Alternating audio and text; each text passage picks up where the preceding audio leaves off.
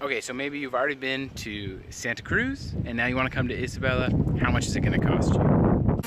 I am made to be free.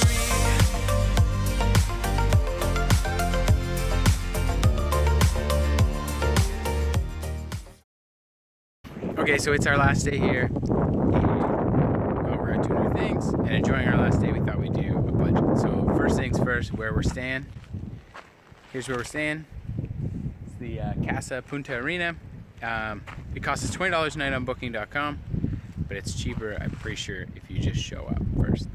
So let's take a walk through town and we'll show you what we found and we'll talk about some of the costs that we had while we were here. Okay, so the first thing that I'm going to talk about in terms of budget stuff is food.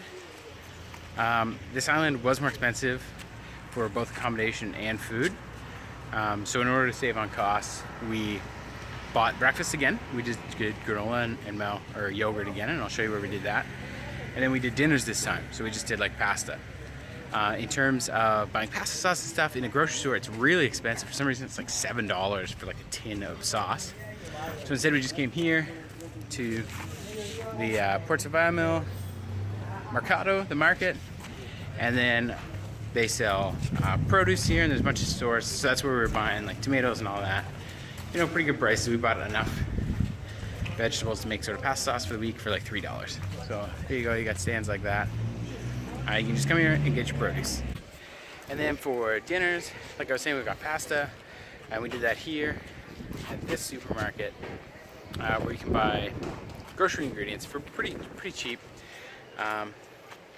Like pasta was $1.50 for 400 grams. It's almost half a kilogram of pasta for like $1.50. And we bought like oil and everything, and it's all like $1.50, etc. We did buy granola here. It was $4 a pack, and then it was $10 or $12 for a big jug of yogurt that lasted us both the week. So it's pretty good option if you don't want to eat out every night.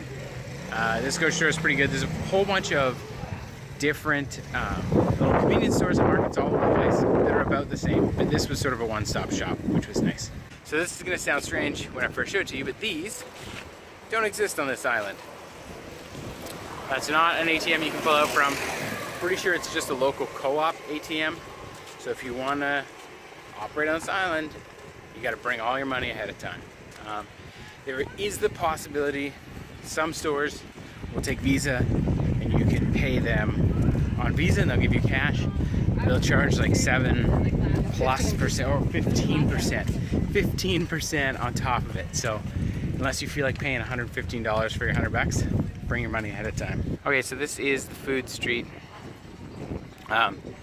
It's just a street all lined with different restaurants. You'll see that this is more expensive than Santa Cruz by far. So you'll see menus that are $8 and $7. There's that one, $8. $8, $7. The cheapest one on the street is $6. So there are some options, but I'll show you some of the menus here. Hola. Yeah, this one's normally $7 for lunch. Today is $8. And this one here is a $6, but it has a $7 and an $8. Different options. Okay, and then another place that we wanted to share with you was this place right here on the main street.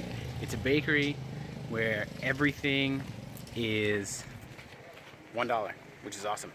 Another thing is that there are plenty of restaurants off that main strip that I'm sure have cheaper food because it's only locals that are in there.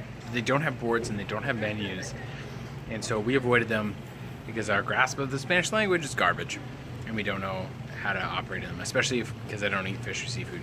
Okay, so we just finished lunch. Stacey got one of the set menus for $6. How was it? It's good. It's really good. And I wanted some fried chicken, so I got Papi Polo, which is just fried chicken and fries, for $5. So now that we're walking to the beach, we want to share some of the places that we did, some of the activities, and how much it cost us. We didn't go with this place, but one of the tours that we did was the Los Tuneles tour, and this place here, the Galapagos GPS Diving Center, offers a tour for $100. We found it as expensive as $140, which is crazy. And we found it as low as $100. So that's one place we went, $100, had everything included. Another place we found the tunnels tour for $100 was here, Sea Lion. So the place that we did end up going with for the tunnels tour was Rostelco. It is just down the street, the main street, headed towards the docks. Cost $100, had everything included, lunch, wetsuit, and everything, pickup. It was normally $105. We did it the day before and got it for $100. And then a few days we rented snorkels. Like right now, Stacy's renting a snorkel, and we rented them here on the corner. Archie Travel. They got nice looking new snorkels. $3 a day. It's supposed to be $5 for flippers, but yesterday or the day before when we were renting them, he said, "Oh, I'll rent you the snorkel and the flippers for $5." So depending on how he's doing that day, $3 to $5 for a snorkel and fins, or just $3 for a snorkel. Another activity that we did was the Sierra Negra tour up to the volcano. Everywhere that we were looking online and quite popular around town was saying $40. This place here, the Isabela Dive Center, we did our tour through, included lunch and transportation and everything, was $30. And we did hear a rumor that Archie's does it for $25, but we never asked. And we didn't do it through them. We did it through here, $30. It was a great day, even though it was cloudy and terrible. Okay, so on our walk to the beach, I'm just going to talk about the last thing, which is all the things that we did here that weren't tours. We spent a little bit of time here on the beaches, which are free, just right around town and right by the docks where you come in. They're not in the park, right? So you don't need a guide. Right next to the dock, again, a really good place for snorkeling for free, not in the park. This place called Concha de Perla. That's where Stacy's headed today. Gonna do some snorkeling, got her gear. That's where we're walking to. We're just gonna hang out on the beach. It's free as well. Good snorkeling, sea lions, some penguins. I don't know if we ever saw a turtle in there or not, whatever. Did we? Oh yeah, we did. Yeah.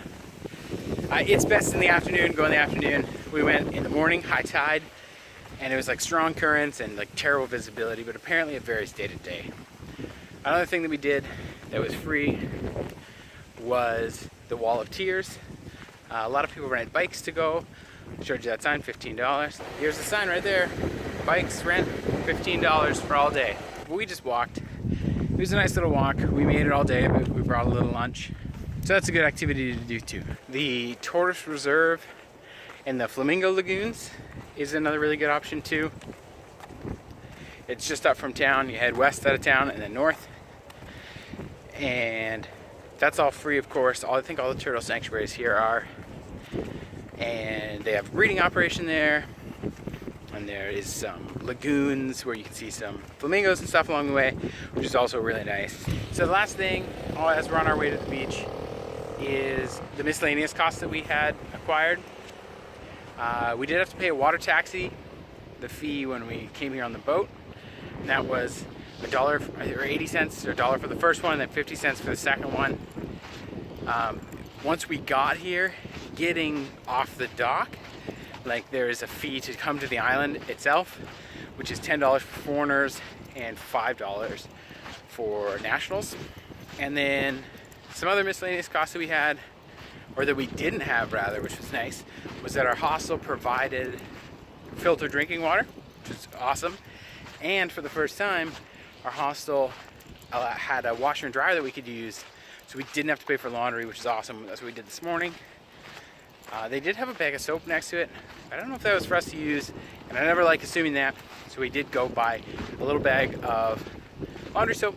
It was $1 in one of the little markets. Yeah, so that's essentially what we found here in Isabela in terms of costs. At the end of this video, I'll include a breakdown of some of the costs that we had and sort of how much it cost us, much like I did for last island. But yeah, so hopefully that's been helpful, and it's shown you if you can afford to come to Isabela here in the Galapagos.